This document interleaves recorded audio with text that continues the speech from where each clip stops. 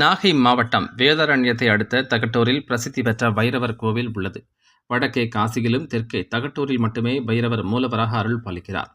பல்வேறு சிறப்பு பெற்ற இந்த கோவிலில் மாதந்தோறும் தேய்பிரை அஷ்டமியில் சிறப்பு யாகம் நடைபெறுவது வழக்கம். இந்த கோவிலில் வந்து வழிபட்டால் திருமண தடை, குழந்தையின்மை, பில்லி சூனியம் ஆகியவற்றிலிருந்து விடுதலை கிடைக்கும் என்பது பக்தர்களின் நம்பிக்கையாகும். இந்த நிலையில் பைரவர் கோவிலில் 3 நாட்கள் நடைபெறும் லட்சார்ச்சனை விழா இன்றுடன் நிறைவு பெற்றது.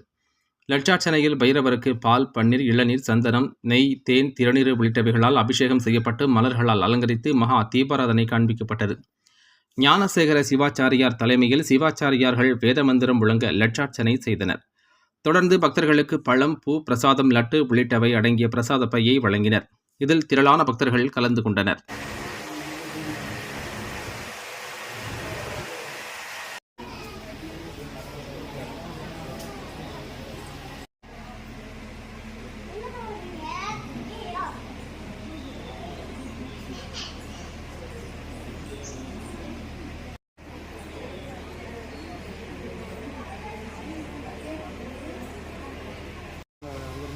ஓ 12 மணிக்கு ஒர்க் பண்ணால் 12 மணிக்கு வந்துச்சு அப்படியே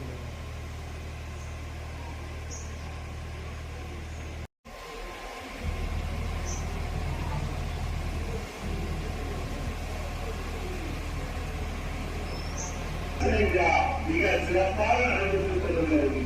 ஆதரவை நீக்கி நீங்களும் ஏழ்மையை கலெக்டர் நிதி சிறப்புரினரை மனதை வைக்கும் நாட சங்கமமும்